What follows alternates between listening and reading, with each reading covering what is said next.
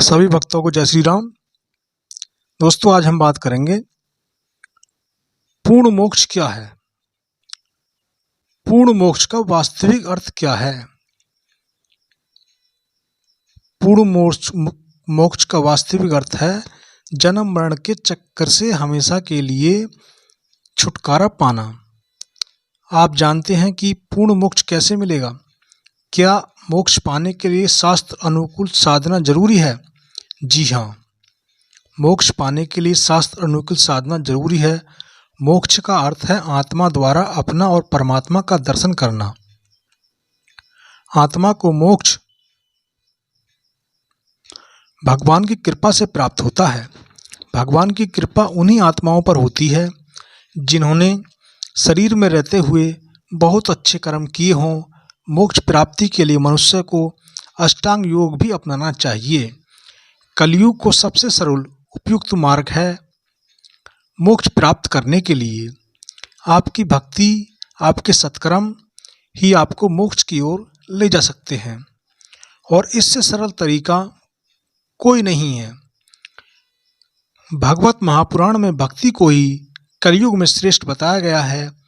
पृथ्वी पर जन्म लेना है और उसकी मृत्यु भी होती है। जिसका जन्म होगा उसकी मृत्यु भी अनिवार्य है। जन्म और मृत्यु ये दोनों अटल सत्य हैं।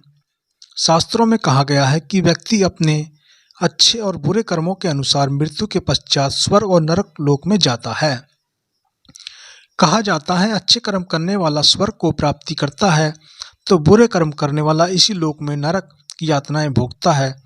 मनुष्य के अच्छे कर्म ही उसके लिए मोक्ष के द्वार खोलते हैं। मोक्ष प्राप्ति का अर्थ है जीवन मरण के चक्र से मुक्त हो जाना। मोक्ष का प्राप्ति के लिए मनुष्य को दोबारा इस मृत्यु लोक में जन्म लेने की आवश्यकता नहीं रहती है। इसलिए हर मनुष्य को मृत्यु के पश्चात मोक्ष की प्राप्ति करना चाहता है। शास्त्रों में कुछ ऐसे कार्य बताए गए हैं जिन्हें करने से मनुष्य मृत्यु के समय के कष्ट कट जाते हैं।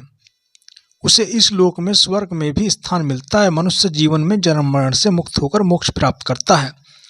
गीता के अनुसार मोक्ष क्या है? निष्काम का परिणाम जन्म लेना। इसे मोक्ष का मुक्त होना मोक्ष कहा गया है। मोक्ष प्राप्ति के बाद आत्माएं ब्रह्मांड में विचरित करती हैं जहां वह आनंदित रहती हैं। सुख और दुख का अनुभव नहीं होता क्योंकि सुख और दुख अनुभव करने के लिए प्राकृतिक शरीर और मन की आवश्यकता होती है। मोक्ष प्राप्त कैसे करें? व्यक्ति को समझना चाहिए कि मोक्ष प्राप्त करने के लिए व्यक्ति को उन सभी चीज़ों को छोड़ना होगा जो उन्हें भौतिक सांसारिक क्षेत्र से जोड़ती हैं। व्यक्ति को भय, क्रोध, निराशा आदि की मानवीय भावनाओं से खुद को अलग करना होगा। यह जन्म और पुनर्जन्म लेने की निरंतर प्रतिक्रिया से मुक्ति प्राप्त करने के मार्ग पर निर्धारित करना होगा। वेदांतिक विचारधारा में कहा गया है कि एक व्यक्ति दुनिया छोड़े बिना वर्तमान जीवन में भी मोक्ष प्राप्त कर सकता है। ऐसा स्वयं को अपने चारों ओर मौजूद नकारात्मकताओं से अलग करके और मानव आत्मा और अस्तित्व के क्षेत्र में बारे में पूर्ण ज्ञान प्राप्त करके किया जा सकता है। इस बीच मानव शरीर के त्याग के बाद मुक्ति प्राप्त की जा सकती है। इसे विद्या मुक्ति या मृत्यु के बाद मोक्ष कहा जाता है। आत्मा अनंत पीड़ा के मानवीय बंधन से मुक्त हो सकती है और शाश्वत आनंद और शक्ति प्राप्त कर सकती है। जीवन मुक्त व्यक्ति को अपने जीवन के दौरान और स्वर्गारोहण के बाद भी मोक्ष का अनुभव करने का सौभाग्य प्राप्त होता है। मोक्ष प्राप्त करने का अर्थ है कि व्यक्ति को उच्च समझ प्राप्त करने के लिए जीवन में सभी भौतिक चीज़ों से छुटकारा पाना। मोक्ष प्राप्त करने के बाद आप एक उच्च शक्ति के साथ एकता की भावना महसूस करेंगे और जीवन पुनर्जन्म की प्रतिक्रिया से खुद को ऊपर उठाने में सक्षम होंगे। मनुष्य अहंकार की भावना से रहित होगा और ईश्वरीय समझ का अर्थ समझेगा।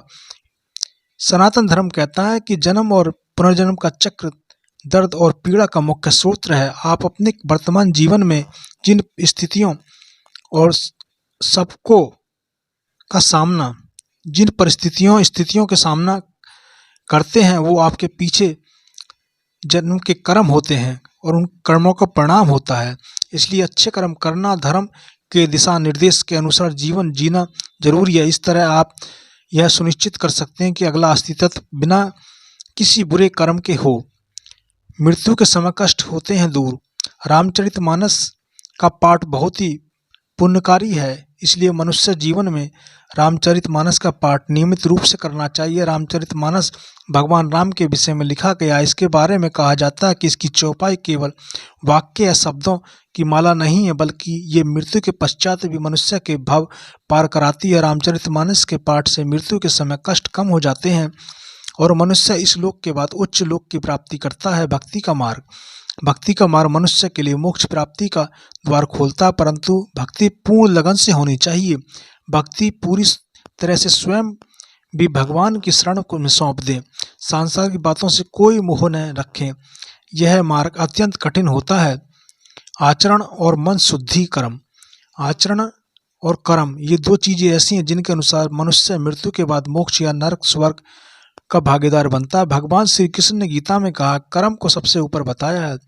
व्यक्ति को भाग्यवादी न बनकर कर्मवादी बनना चाहिए। अच्छे आचरण एवं अच्छे कर्मों के द्वारा ही व्यक्ति जन्म मरण के बंधनों से मुक्त हो जाता है।